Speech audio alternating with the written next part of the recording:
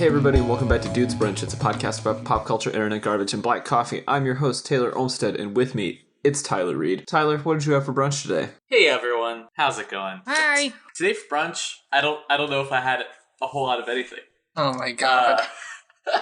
I was feeling a little. I don't know. I feel like I've been eating a little too fancy. Like I've been overeating a little bit, just getting stuff out and stuff. So I was like, all right, I'm just gonna have a banana, and then I had a smoothie later. I bought a smoothie. Whoops. I had almond milk, banana, avocado, cocoa, chocolate plant protein, and wheatgrass powder. It was good enough. Sounds healthy. Oh my god. It felt that way. And then I had like a bunch of carrots and ranch dip just now, so. And of course, Sean Evans is here. Sean, what did you have for brunch today? I had leftover beef and egg morning tacos that I had made yesterday and had leftovers of. Okay, fair enough. Yeah, it was okay. It wasn't like that's brunch. Wasn't like woo, but it was enough. Well, on the list of unremarkable brunches for the week, I had coffee and pancakes. It was just fine. Nice. I feel like none of us really had a super interesting brunch this week. It was all just kind of okay. Most of the week I had pretzels and Figgy Pops, the peanut butter and jelly flavor. I mean, it wouldn't be Dude's Brunch if you had something that was actually breakfast food, so. Have you... No, you're right. Clerical question before we get started. Can somebody explain avocado toast to me? Is it like avocados that are made of toast? Or is it toast with avocados on it? Or is it... I think you had it right the first time. No. Sean had it right the second time. It's toast with avocados and possibly other things on it, but typically it's toast, avocado, and then maybe like toppings or seasonings or some such thing. Okay. Oh, sorry, Taylor. I thought we were going to get Sean. We were going to dunk on him because he didn't know what the fuck avocado and toast is. But that's fine, I guess. I had an idea of what it was. He was asking a legitimate question. Well, I'm not gonna dunk on him feel for like being every curious. time... that was... I had a moment where I felt malicious. I was like, I'm not going to give Sean the benefit of answering this question genuinely. Just like he has done so many times for us. But Taylor decided to go the high road when I went low. And I was... If Taylor wouldn't have said anything, I would have totally believed you. See, that's what I wanted. Because I was like, you could have I was added to ready the narrative to of fall. our podcast. You took my trust and you ripped it away from me, and then Taylor saved me, so now I don't trust you, so we both win. Let's dive into some follow-up.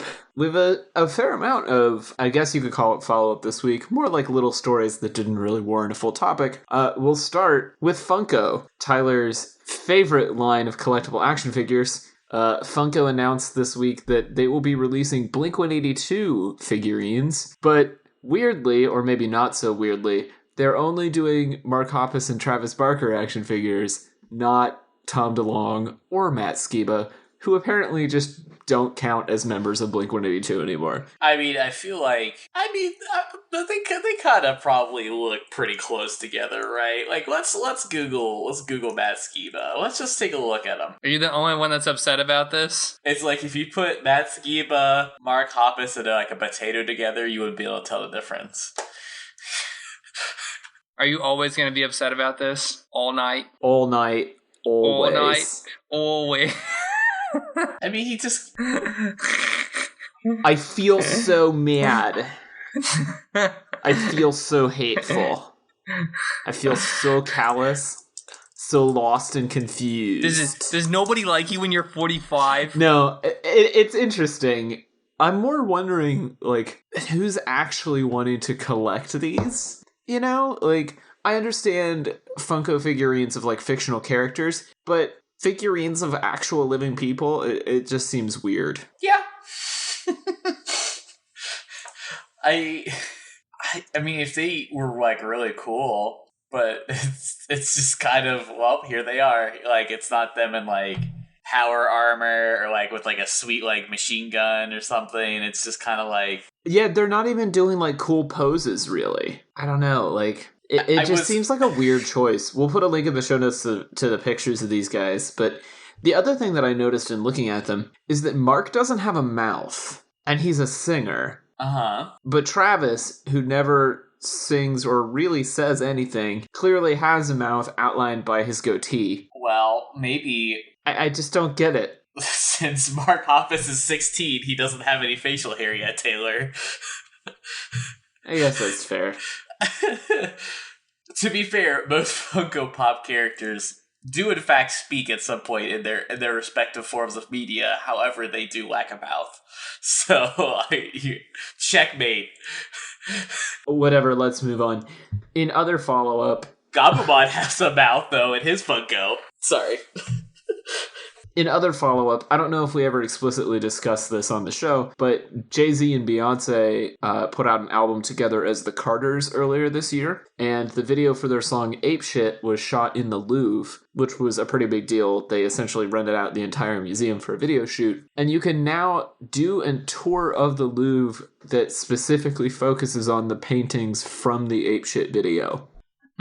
Interesting. Is this a way that you guys would want to experience the Louvre? I mean, whatever gets... Maybe if I'd been there a couple times. Yeah, that's fair. I would probably agree with that. But I mean, whatever makes people interested in art in any capacity, I feel like is gonna be good. Because these people some culture. Yeah, I feel like my initial reaction to this was, well, this seems like a gimmick to get more people to go to the Louvre. But then I thought about it some more and I realized, you know what? I should be happy with any gimmick that gets more people to go to the Louvre. Because you're right, Tyler, not enough people go to art museums and experience fine art. And it just makes me happy that this is happening. And also that it's connected to this kind of high-profile piece of essentially performance art. I don't know if you guys have watched this music video, but it's really fascinating and well shot. And the dance in it, like the choreographed dance, is incredible. Definitely worth checking out. I'll link to the original video in the show notes as well. Another little piece of follow-up. Saw an article on Stereo Gum this week, and I'm just going to read the headline to you guys because I feel like it encapsulated my feelings around this event. It says, "Please watch Jay Mascis singing Tom Petty Karaoke to a half-empty bar in Massachusetts." So, Jay Mascis, frontman of Dinosaur Jr., apparently just kind of wandered into a karaoke bar in Massachusetts and started playing Tom Petty songs. And I think that's wonderful. You know, I'm not a huge Tom Petty fan, but I think we can all agree that the man wrote some incredible songs. And to see another musician just doing this, like, tribute to him, really not for the notoriety, like, just in some random bar he happened to be going to, like, it's pretty cool. Now, this is a real question that, frankly, could just be a topic in itself, but do either of you enjoy karaoke in any capacity? I like watching other people do karaoke, but I do not get up on stage. So, people have invited you to karaoke, and you're like, yes. It's more that I've been in bars when karaoke is happening. Okay. I haven't specifically gone for karaoke. Neither positive nor negative. Okay. And no one has ever invited you to karaoke? No, I've been invited lots of times. I've gone. None. No, I've been once this year already. I feel like we talked about this before because Sean said that his go-to karaoke song was White Wedding by Billy Idol. Yes. I mean, I would like to replay on that one because I don't recall that information, but... No, I have definitely said that on this podcast. I'm just saying, I don't recall that, so if someone out there knows when that is. The other one that I really like singing that we did last time, I didn't pick it, but I sung it. It was, I should say I sung with it, because there was two mics. Was, I Write Sins, Not Tragedies by Panic at the Disco. With the exception of that last note. Yeah, that last high note is a bitch. It's like the end of a Guitar Hero song where they have all that crazy stuff right at the end, and you're already like fatigued from playing Tom Sawyer like 50 billion times already. Donk. You just build it up and knowing that you're gonna like just do terrible that last time. But no, I brought this story this week because I was curious from you guys, just a real quick, like, around the horn. If you could run into any of your favorite musicians or singers or whoever doing karaoke, who would you want to just stumble across? So you probably want to say Jack White, but I don't want to do that. I don't want to see him. He's a little too high profile. Do karaoke. Well, and yeah. I don't think he would do karaoke. Like, you have to pick somebody that would do karaoke. That's what I mean. I don't think he would do it. For me, it's Dave Grohl. Really? Because you could totally see Dave Grohl doing that, right? Like, I could imagine just being in a bar on karaoke night and all of a sudden Dave Grohl comes up on stage and you're like, oh shit, okay, Dave Grohl. I think you're right that it's got to be someone that's kind of like alternative or like indie, it can't be like a big profile name, right? Like it's got to be someone that's not going to immediately be recognized super hard. At least I feel like. Yeah, like it's not going to be Justin Bieber. I'm going to go with Molly Rankin, the lead singer from Always. Because I feel like she would have really interesting choices to sing karaoke to. Yeah, that's a good point. And she has such a distinctive voice. That would be really interesting. It's too bad that you can't like switch keys when you sing karaoke. Yeah. Do you think the Black Keys would do karaoke? I think Dan Aykroyd would. Or, Dan Arbach? Yeah, Dan Arbach would. Yeah, I could see that. I think Patrick Carney's a little too cool for karaoke, but Dan Arbach probably would. Yeah. That's what I was feeling. How about just the guy from Wolfmother? Because I can't imagine his range of things is going to be very... He'll just do a Led Zeppelin song, which is basically a Wolfmother song. He'll just do a Led Zeppelin song. You know what? That's not bad. He's just going to do karaoke of Greta Van Fleet. Yeah, there you go. Speaking of mashups of random artists from our past, our final piece of follow-up this week is another piece of our continuing coverage of the Smashing Pumpkins Oh So Shiny, Oh So Bright tour. Turns out that throughout this Smashing Pumpkins reunion tour, there are video introductions for popular songs by Sugar Ray frontman Mark McGrath. I changed my answer to this guy.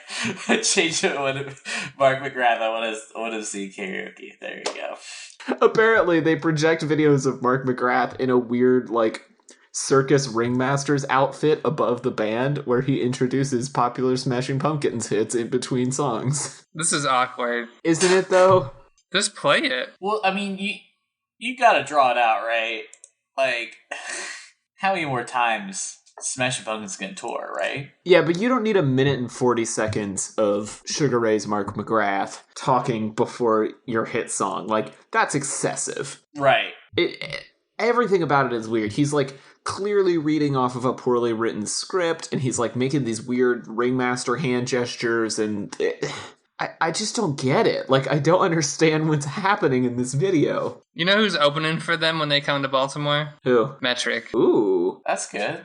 I would see that. I saw Metric open for Muse many, many years ago, and it was awesome. Good. Both good things. But yeah, we will continue to cover the Oh So Shiny and Oh So Bright tour in all of its strange awkwardness, because I know Sean loves to see his idols just knock down a peg in their weirdness. It's not bad. I don't know. There's just something weird about watching this video and the fact that there's, like, just people standing there. Just waiting for the introduction to be over. Well, no, just even when the song's going on, they're just standing there. It's like a baseball game. Yeah. It's just something that's like... You mean no one having any fun at all and just there to eat hot dogs? It's like just fundamentally anti-rock and roll. It's to just sit there in your seat on the third tier and eat nachos while they're playing. You know what I mean? Like, it's just... You don't know why you're at a baseball game. You're contractually obligated outdoor time, and you said, well, these tickets are cheap. I think the ones up here, like the third tier was like $29. That's not bad. And for the floor, it was like $200. But it's like floor seats.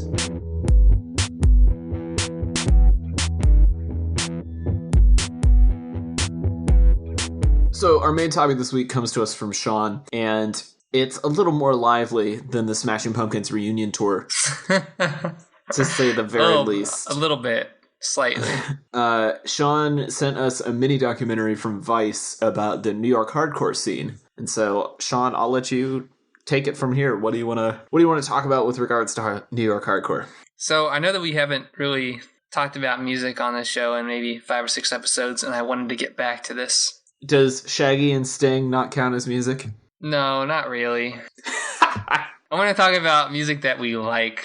Good point. And by we, I mean Tyler. And he just is like, no, I don't. If it doesn't have synth and yelling He's K-pop in this lyrics, I don't vaporwave really phase like it right anymore. now. He Yeah. just can't even. But anyway, Sorry. Go on. Okay. I'm finding myself to be entirely unrelatable in this my current musical phase right now, and I also hate myself, so I understand. Oh, well, then hardcore might not be for you. You could go to punk, though. But that's neither here nor there.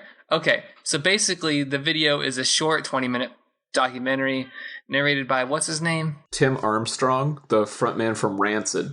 Tim Armstrong from Rancid. He has a very distinctive voice. I'll leave it at that. But he goes around and he talks about the history of New York hardcore, which, does it surprise you that New York hardcore is always the hardcorest of hardcore? In the way that he narrates it, like they find like the Manhattan hardcore, and then they find like the Queens hardcore, and then they do it. They slip it in real easy. They're like, oh yeah, and then Bad Brains. And that's it.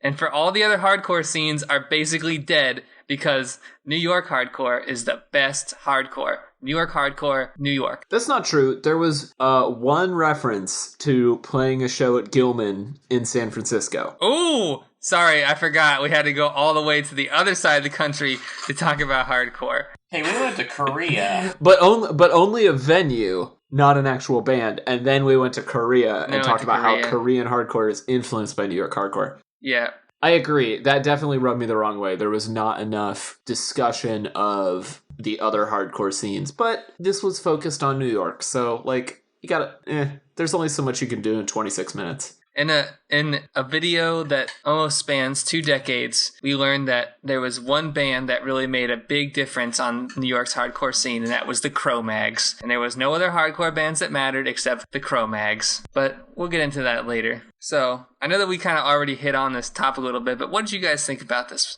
Vice documentary? You know, I always struggle with these kinds of things because I did a fair amount of research on this in college. And so it's hard to not, like you were saying, like, get mad that they don't touch on all of my favorite bands and all the things that I'm familiar with. But this video in particular, I feel like, is more of an introductory course in hardcore. And so, like, if I was just trying to explain to somebody what hardcore was, I think this video actually does a pretty good job. It deals with straight edge, it deals with PMA. Well, I'm sure we'll touch on all of this later, but it does a good job of explaining where hardcore came from and kind of how it progressed to where it is now. So I'll give it credit for that. But yeah, I do think it leaves a lot of stuff out.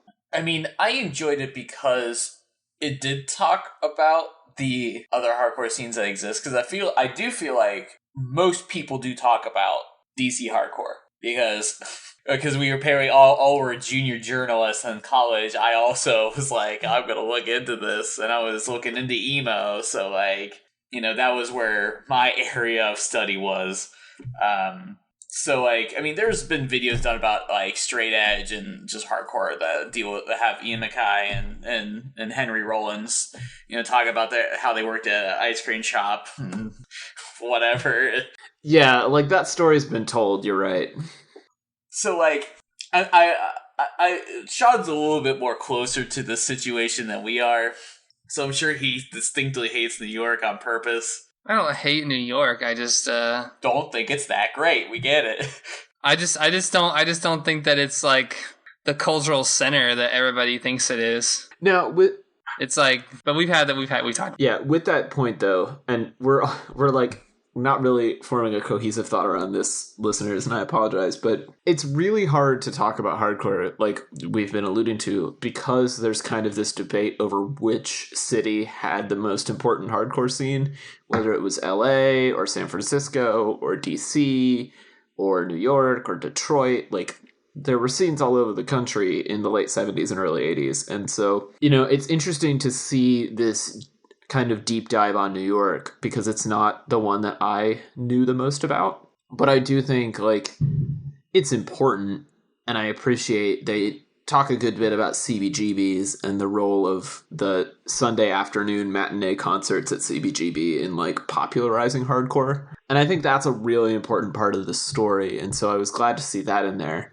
And, you know, I, like, had heard the name, the Cro-Mags, and I knew a little bit of Agnostic Front, but it was nice to learn more about those bands because, to be honest, they just weren't bands that I knew a lot about. I don't know that they're necessarily, like, the great scions of hardcore the way this video makes them out to be, but, like, they're pretty cool. Yeah, like, I distinctly remember seeing those names or, like, hearing about those bands, like Cro-Mags, Gorilla Biscuits, and Agnostic Front. I think those are, like, kind of the main ones that they talked about. And I was just kind of like, I'll pass on those. and little did I know, those are, like, you know, and that's an entire, like, area that like I just didn't even bother with. I was too focused on DC. I don't see. I think my contention with this video is not that it's like, I know in hindsight that it really is just about like New York hardcore.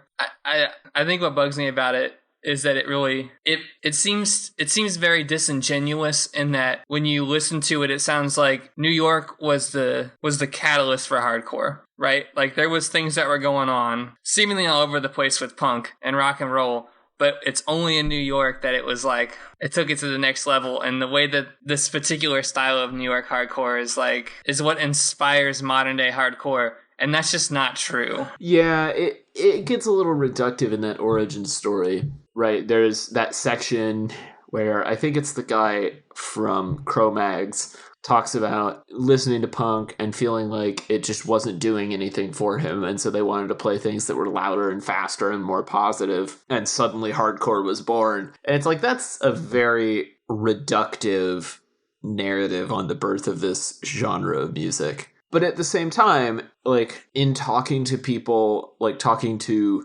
music professors and history professors that I had in college and people who were like vaguely associated with the scenes in DC and New York, what everyone will tell you, and I kind of agree with, is like, you can't trust any of these guys because they're all going to claim that they invented punk and that they invented hardcore. Like, that's part of the scene, is like the braggy, macho, like, our band was the most important. And so you just have to take everything they say with like multiple grains of salt. But you're right, like the way this video is cut together, it like doesn't take that into account. And so you do get these people who are like, we were the most important band in New York. And it's like, okay, but like every band says they're the most important band in New York. So I don't know. I think that like personally kind of bothered me a little bit, but it's kind of neither here nor there. But okay, so like in the video, they talked about the separation, how you can kind of separate hardcore from punk. Because I think to even the more experienced rock listener, that it might be hard to differentiate between punk and hardcore. And I think that New York, in this documentary, they talked more about PMA. What do you think about that? I think it's super easy to mix up because I distinctly remember in high school when I asked someone I wanted some hardcore punk, and I got certainly more than I bargained for. I was like, I want something just a little bit more intense than like the Ramones, you know, like I wanted, you know, just something a little bit more new, a little more fresh. But like hardcore is like, you just break those two apart. Like it just feels like they may share a similar like sort of like they share punk as a name, but like they're just not even close, like in terms of sound and intent. Yeah, it's that intent piece that separates it for me, right? Because I think when you're talking about punk, particularly in this time period, you know, you could talk about the Sex Pistols, but they don't really count. So then you're really talking about, you know, the Clash, the Ramones, the Dead Boys, like bands that were coming out of CBGB for the most part. And it's that kind of return to basic rock and roll forms, that 50s rock music, but more electric and a little bit faster. Whereas I feel like hardcore was all about like pure emotion in a way that punk could never be, because punk always had this kind of like aloofness to it. It's like, we're punk and we're cooler than you and we're better than you. Whereas hardcore has always been about just like, everyone has this raw emotion inside of them and we're all here to like vent that out in 2 minutes and then go on with our lives. And like hardcore songs are really short and you don't dance to them, you mosh to them. Like there's just such a different like emotional intention behind the music, even though it's still the same four chords. Right, because I think punk is about like, fuck this, fuck that, you know, like, fuck you, like, just like, I don't give a shit. But like, hardcore is like, no, how about this patriarchal system needs to fucking die, and here's why.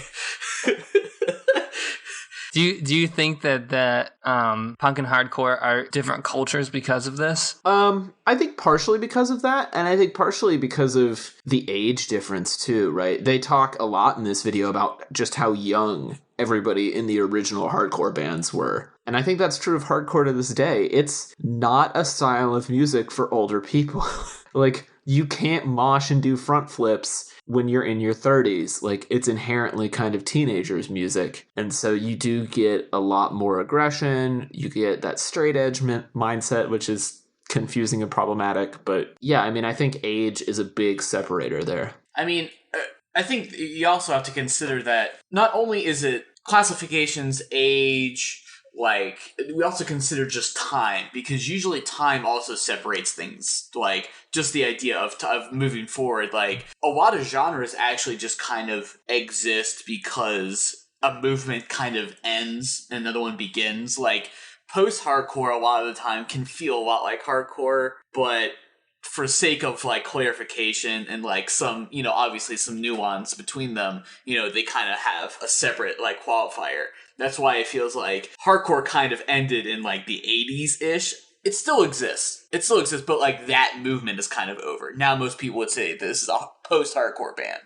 Yeah, that is a really good point, Tyler. And I think there's an element, too, of, like, rock nostalgia, I guess. Like, there will always be bands that are going to make music in a style that is no longer, like, the style, if that makes sense. Like, there's always going to be hardcore bands, and they'll always sound kind of like Black Flag, right? Because they're consciously trying to emulate that style. Whereas those initial bands were really on, like, the forefront of what rock music was doing. And then they moved into post-hardcore, and then into emo, and then into grunge, and so on and so forth. But, like, there will forever be these imitation acts that are kind of going back and reliving the tropes of the past, which I think is what makes this kind of murky. Because hardcore in particular has so many people to this day that go back and make music that sounds exactly like those original, like, 20 or 30 hardcore bands. Do you think I know that we've always kind of had this reoccurring conversation about punk and how punk is a little easy and maybe that makes it accessible and DIY and everything like that. Do you think that's because of that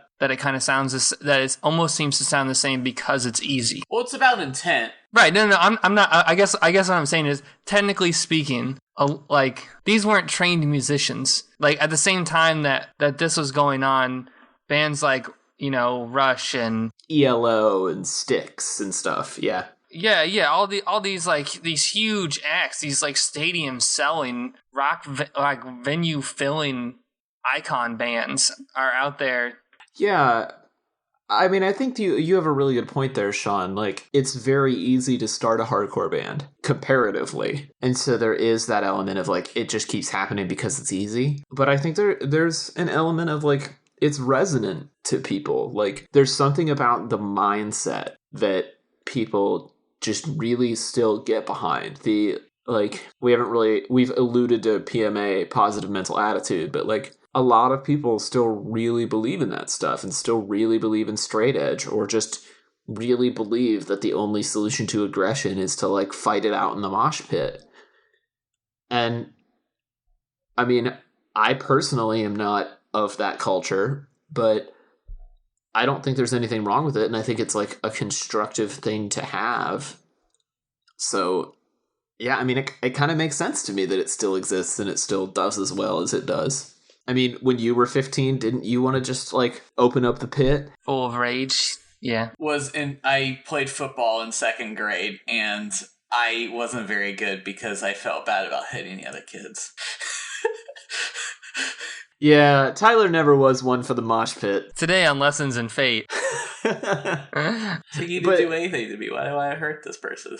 But Sean, I know just from our conversations off the air that a lot of the, like, emotional and spiritual ethos of hardcore kind of resonates with you, maybe more so than the music. Like, how did you get into that headspace? Like, where did that come from? Like, why do I like hardcore? Yeah, because it seems like, for me, it's kind of an academic, like, I'm interested in the music and, like, the history, but it seems like you like it for other more personal reasons. I think I really like the PMA mindset. Describe that for people who may not know what it is. So, like, the positive mental attitude, which is like, if you see things are going bad, it's like how do I say this fits into my philosophy of passive aggressive optimism, a term that I haven't used in like 2 years probably, but that, like, you know, things are bad and you know things are going down, but you're not going to let that bring you with it. Like, you're always going to go. You're always going to try hard to do the best at whatever that thing is that you want to try hard at. And I I think I like that about hardcore. Even if it's not always like, things are going to get better. Like it can have its kind of negative moments, but it's mostly about like overcoming hardship. And I really like that. That message resonates with me. And two, once you're in a band, you realize that this kind of music is sometimes really fun to play. Like it's not overly technical or anything like that. So you can just find somebody, a friend that you like, and be like, here, put your fingers right here. Okay, now slide them down 2 of those metal things. Okay, now go as fast as you can. Just go as fast as you can. Like it's not that hard. With $80 and like a Saturday, you can write an entire vocal and buy all the equipment, to make a hardcore album. I just think there's something that's like really beautiful about that. Like it doesn't bother me that it's not full of like, well, Sean, if it was so fucking easy, why don't you do it? Oh, he did. I mean, yeah. We'll see. Let's hear it. It doesn't bother me that everybody can do it. And I don't know, that's just my thing. Like Sarah and I went to this guitar store in Maryland this weekend, and it's basically just all used guitars, wall to wall. It looks like a hardcore guitar store. There's just like 2x4s nailed to the wall with like U-hooks on them with guitars in them, amps stacked up everywhere. Like you basically have to wander around people who are all in like cut off jean shorts and metal t-shirts. And I was like, this is it. This is what I want to do. All of those chairs over there look like mushroom tops. This is where you come to find guitars that you love. One of the things that really resonated with me coming out of this video that I don't know if I just didn't realize or had forgotten or whatever, but they really like lean into the class dynamic and how hardcore is kind of the working class rock and roll, which I think is a really interesting sentiment, especially right now as, income inequality in our country is worse than it's ever been. It's like, it's really intriguing to think about hardcore as the kind of scene, the kind of music, the kind of culture that exists on basically no budget. Like, it's not glossy. It's very much about like the struggle and the grind and like scrapping together what you have. And I think, we've gone through periods of very glitzy, very polished rock and then very like cheap garage, shitty hardcore rock and like that kind of stuff. So, these things ebb and flow, but the do-it-yourself, like working class ethos of hardcore just feels more resonant and more relevant right now for me than maybe it did before. I don't know if you guys feel that, but I was listening to some of these bands this afternoon, like Cro-Mags and Agnostic Front, and it just felt a lot more appropriate than like listening to the Strokes, for example. Yeah, no, I think you're right, because it makes me think I think about metal and how metal, particularly when we were in high school, when I was in high school from 2004 to 2008, it was like all about having huge drum sets. I mean, like 20 cymbals, 90 drums. It was all about like progressive things. Every metal band reflected this. And let me tell you, that is expensive. Like you basically are, if you want to add something, it's $300. And everything's real technical, which requires like lots of lessons and everything else. But then when you see something that's like, a 2-piece, maybe like a 3-piece drums with like a crash cymbal and hi-hats, maybe a ride, you're like, I could do this. Like, wait, you made all that sound out of that little tiny thing, that little tiny kit? Same with guitars. Like, you just have this like old Line 6 custom amp, and it's something that you can aspire to if you don't have to have a ton of money. And of course, there's the speaking truth to power angle as well. I mean, that's always been a huge part of hardcore. And, that's definitely something that rock music is doing a lot of right now. Or at least parts of rock music are doing a fair amount of right now. I don't know that we're poised necessarily for like a full-on resurgence of hardcore. I don't think that necessarily makes sense. But, it's refreshing to come back to these songs right now. And they are, unfortunately, a little more politically relevant than they've been in the last 20 or 30 years. Mm-hmm. I know that we had talked about a couple weeks ago that I had mentioned that I think political rock is kind of in its ebb and flow, but it's about to come back up. Do you think that while there might not be like outright how would I say, like outright anger or like name calling, or just it's not like it hasn't left its like subtlety yet. Do you think that there is more music that has been made that has a tone of PMA? I could see that. I could see that coming back, but my fear is, like, we understand PMA to be this, like, the world is bad, but you need to take care of yourself to ultimately, like, make the world better, right? I do worry in a 2018 version of culture that PMA could come across as this, like, good vibes only mentality that we're starting to see more and more of now, of, like, just vague positivity with no real backing to it. And, like, that doesn't feel hardcore at all. And I do worry about that a little bit, of, like, this kind of music has to be grounded in the issues of the day to really mean anything. Otherwise, it's just kind of loud guitars. And, like, if you just want to make loud guitars, that's fine. But to me, like, I would almost rather be angry and political than go too far in the opposite direction and be just like, good vibes only, man, like real just empty and vapid. But do you think that's it though? Like, do you think it's gonna be kind of caught up in that like neo hippie, like you almost kind of describe like a neo hippie punk rock? I don't think it's gonna get caught up in that. I have faith that kids making hardcore music today are more aware and won't get sucked into that. I think that's more of like a pop music trend at the moment, but if I had any kind of misgivings about it, that would be it. But like I said, like, I have faith. I think, the scene is grounded enough that if somebody's starting a hardcore band, they probably know at least enough about the world around them to not be just hippy-dippy, kind of ignorant of the situation. I have some feelings about sort of like what is going to happen, because I think we talked about who's going to be making this music, because we're like, when is going to be the right time for this? And I feel like the movement is probably not going to happen from within. I have a strong feeling it's going to be Europe, some European movement, just because it feels like they have nothing to lose. Like, well, they have no repercussions of us. Like, no one's gonna go hunt. I mean, someone could hunt them down, but whatever. Like, it feels like everyone's so scared. Everyone's so financially in ruin that like, if anyone finds out anything about you, and you're even at least a little bit like anti-government, they're gonna be like, you're gonna get fired. Like, so I feel like it's gonna be from outside, and it probably won't be a bunch of white dudes. Hopefully people of color or women. That's my hope. That's my feeling, because that's kind of the vibes I'm getting, is that it's like the white dudes aren't the people that are worried about these problems. We collectively have no fear. It is never going to be us that is going to be locked away, that's going to be put in jail, that's going to be persecuted. So, I mean, unless there's some really good allies out there, like, I just don't see, like, 2018 American U.S. male is going to do that. But I don't know. Yeah, and you bring up an interesting point, because hardcore's biggest, like, criticism during its heyday and currently is that it has been a largely white male-focused movement, and was really susceptible to skinhead culture and some pretty intense racism and sexism. So, I mean, yeah, that's an interesting point.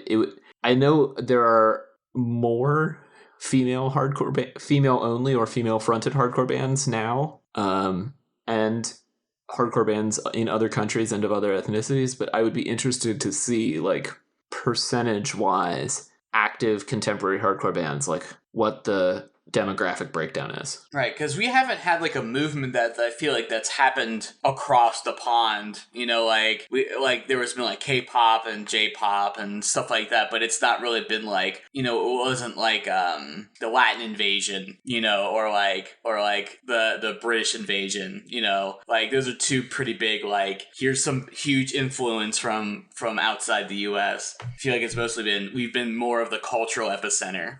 What do you think, Sean? I mean, what do you think the future of hardcore in the 2010s and 2020s is going to be? I feel like rock is going to make a comeback. Hardcore included, or just rock as a general concept? I don't know.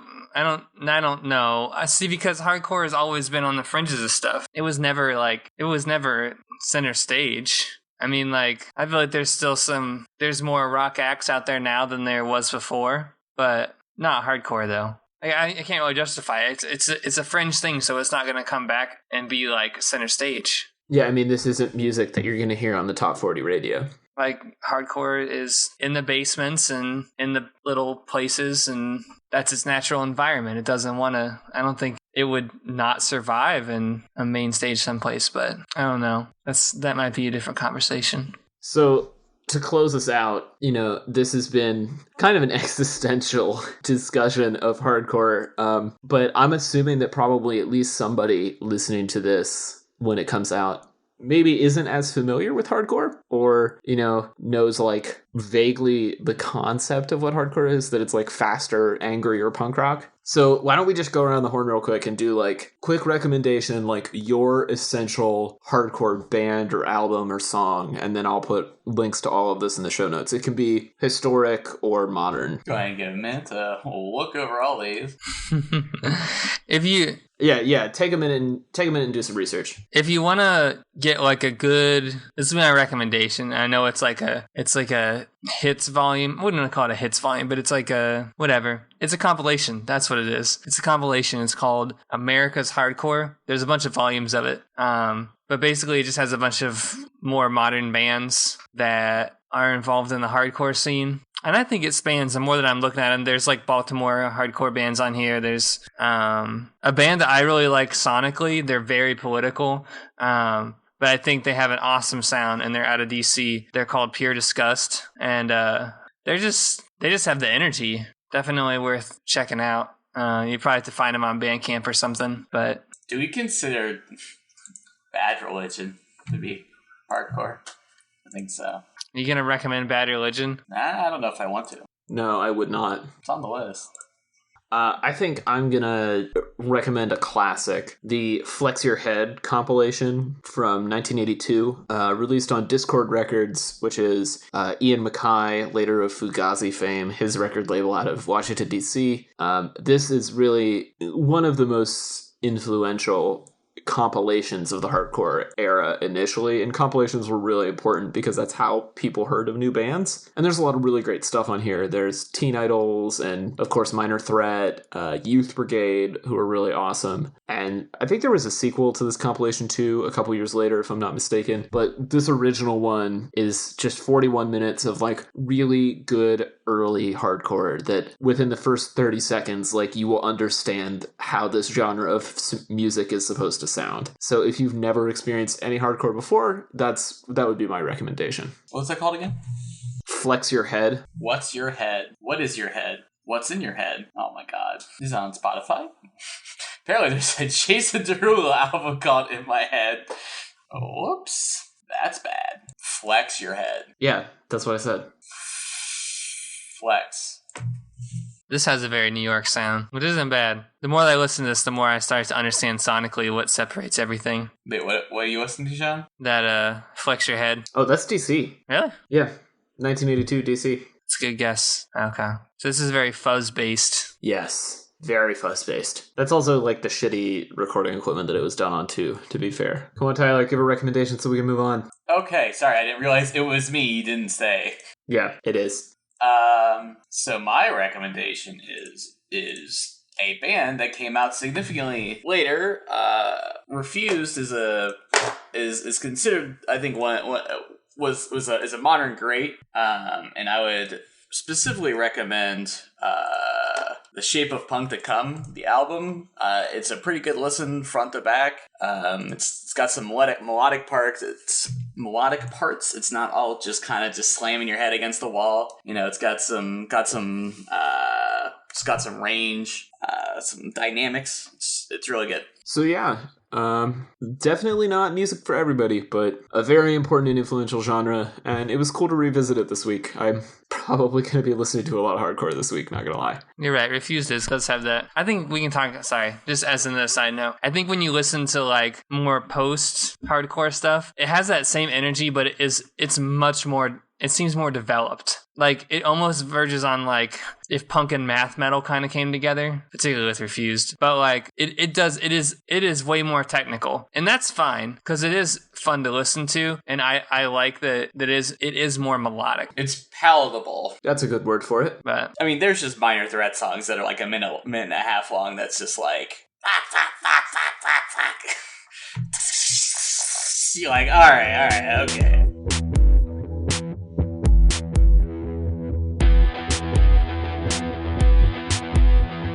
We talked about, the most intense offshoot of punk rock this evening. We talked about hardcore. And so I wanted to close us out with a piece of internet garbage that is exactly the opposite. I'm going to just send this video to you guys. I don't even want to tell you what it's called because I'm going to let you react to the title yourselves. Oh, no. Oh, great. what does this boy like? Drop a photograph? Like the Beastie Boys every time he says photograph? Oh, I'm over it. I don't want to watch any more of it. You have to at least get to the first chorus. I don't want to... Oh, here it comes. Here comes another one. Is this supposed to be like a challenge? I can't watch it. It's making my stomach turn. I can't watch this. So, for our listeners, I'll finally reveal to you. Well, there you go. This video is called Nickelback Photograph, but every time Chad Kroeger says photo, I eat a photo of him. And it's exactly what the title sounds like. This teenager sits on the floor and holds up pictures of Chad Kroeger, which he eats every time the song Photograph refers to a photo. And when he's not eating, he just stares blankly into the middle distance, and it's super creepy and weird. So, Sean, you asked if this is a challenge, and I kind of feel like it would be, right? Like, but I've never seen any other video of this, and it just seems like it kind of came out of nowhere. I really want this to be the next viral internet challenge, though. Like, how many photographs of Chad Kroeger can you eat? I feel like there's not enough, though. I feel like he doesn't say it nearly enough. I think there should definitely be a remix where you have to trick someone else into doing it, but like he just says photograph the entire time, and then he died because he ate 10 million photographs. Yeah, it is a little dissatisfying how few photographs there are. Right. I mean, he eats like 4, which is 4 more than I'd ever want to eat, but... So I wanted to share this with you guys because I was curious, you could do this with lots of different things and lots of different songs. Do you think that there's a better song to do this with than eating photos every time it says photo and photograph? I mean, it is Top Keck meme. I mean, it's about as good as you're going to get. There's also the song which never be named again because we spent like an entire month talking about it. But let's see. Get Lucky. Oh, I would like to see somebody. I would like to see somebody shotgun a can of Coca-Cola every time that Josh Homme says cocaine and Feel Good Hit of the Summer. There you go. Good. Have you guys heard that song? Yes. Have you heard that song, Tyler? I have. Okay. It's the song, right? What? What does that mean? It's the song. It's the cocaine song. There's only one. No, there's like an Eric Clapton cocaine song that's actually called Cocaine. Oh, okay. Sorry, I actually don't know who anyone is. I thought you were talking about the Eric Clapton one. Oh my god. Gross. I want to see, like, I'm envisioning that scene from Friends where I think it's Joey puts on all of Chandler's clothes. Like, I want to see somebody put on a different piece of Gucci every time Gucci Gang says Gucci. Gucci Gang. Like, just add another jacket or a handbag or some other Gucci thing. That's also simultaneously your wallet empties because you're like, oh, I have to buy all this Gucci stuff. Or you have to take a bite of stir fry every time Migos say stir fry. Oh yeah, there you go. I think there are lots of opportunities for this, and it's really like a good twist on the song, but every time blank happens, like, I want to see this get taken into the real world more often with, like, eating gross stuff or doing dumb stunts or whatever. Like, I applaud this kid. I think he's innovating within the meme formula. Did this happen recently? It's cringy as shit, but... Okay, it was last year. It was in June of last year. Yeah, it was last summer. It was in June of 2017. Still hasn't caught on. What a shame. Yeah, the photograph challenge. It's not gonna be a hit meme, it doesn't seem.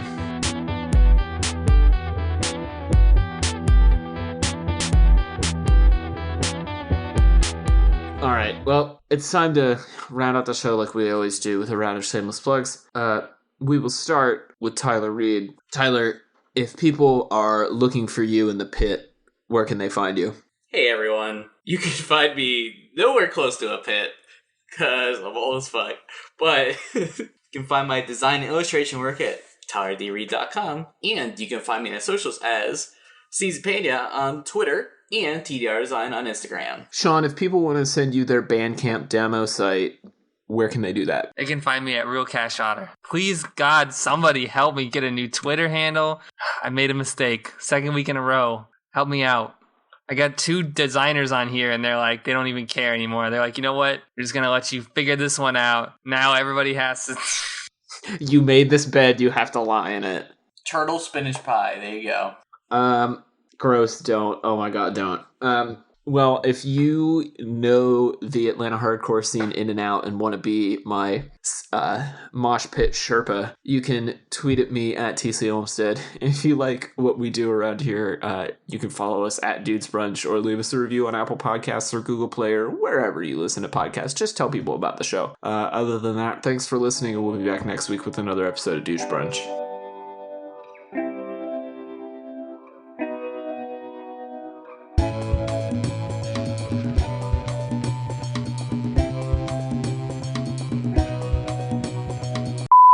I like Chad Kroeger.